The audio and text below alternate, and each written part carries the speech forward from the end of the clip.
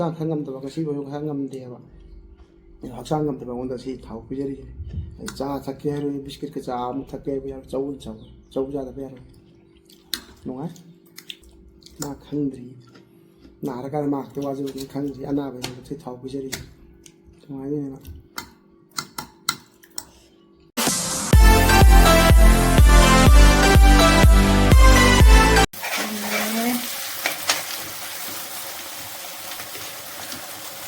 Morokse asam belanja atik pada ini.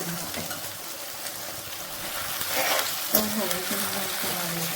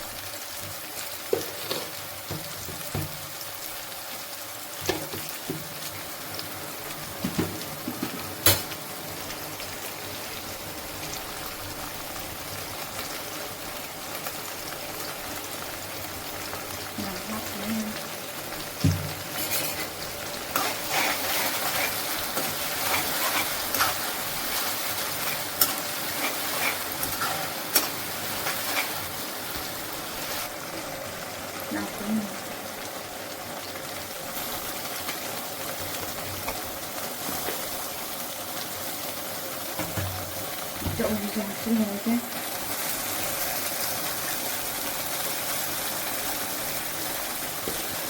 nhầm nghe không sao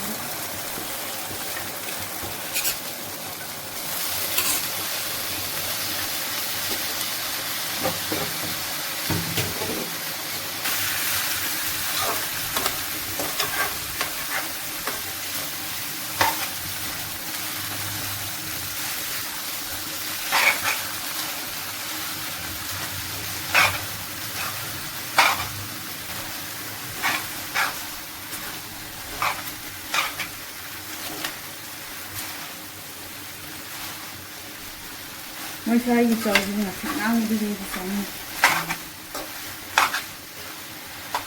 cái apam của mình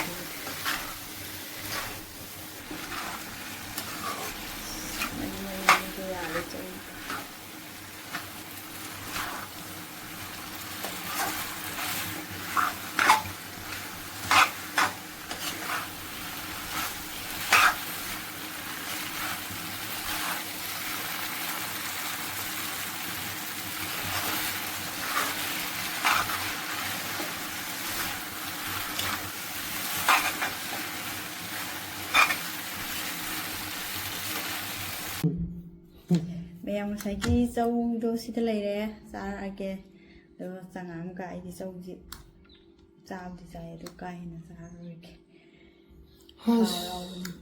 quỳ được ấy từng年thì có video gì quỳ đây năm rồi, nào rồi thế nào, không năm mà cái thằng cái sao ai kê mày không? mình mới làm hậu ra kia,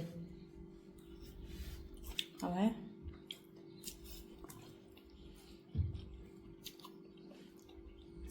mà khăn gì nãy cái mà cái bao nhiêu khăn gì anh nào bây giờ thì thảo bây giờ đi đúng không vậy mà Jangan pada yang dong, jangan pada nanti sendiri kira.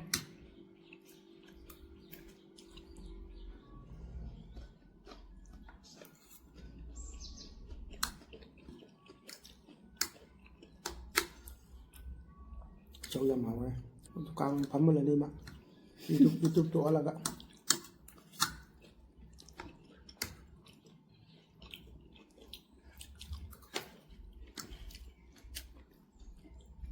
Chả ai xin lỗi cơ quan.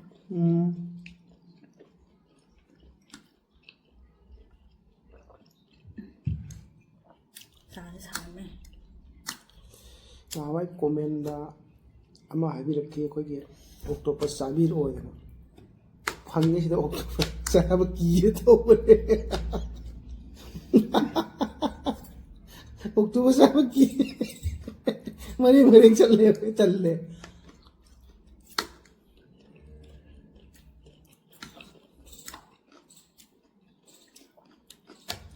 Đó. Mayam. Châu Minh dẹp mới khai rồi đấy. Cái này mặc sang ăn hầu thì sẵn hình gì đi mà ra một cái dạo hết.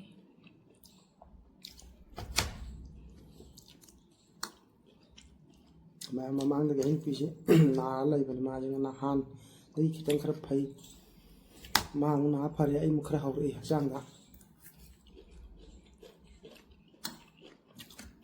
ấy cái nào quá sang làm gì đấy na chả ba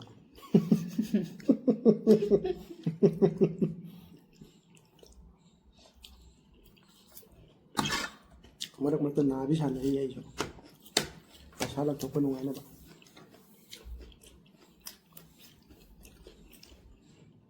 Qua vậy, rồi còn đã một bằng đầu cái khăn ngay cái lên nó tí.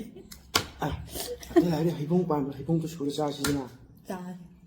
hay bông phát sinh bằng đầu hay bông số ra đấy nhà người phương trên những số cái một cái mà Thâu bọc. ba thì nó nông ta sinh giảm đông thì man đấy hay bông số ra hay bông giảm về hay bông ra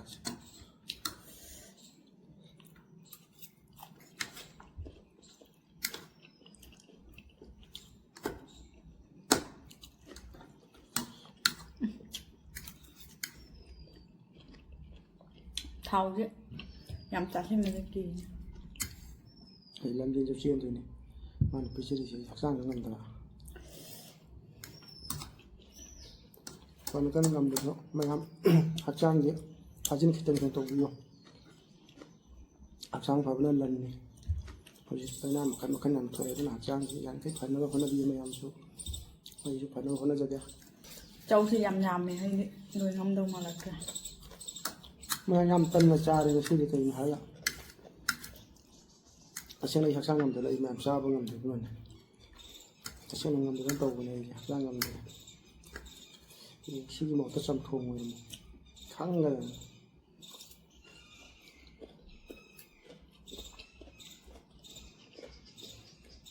mẹ mùng bằng thì nó tiếc quá hay sao châu mùng bằng là đẹp thấy đẹp nông đoàn làm đẹp Nhưng thình liền không?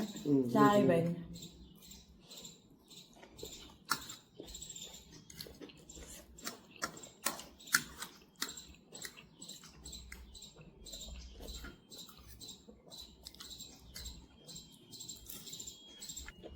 nó có hậu là tuổi hai không có cho xuân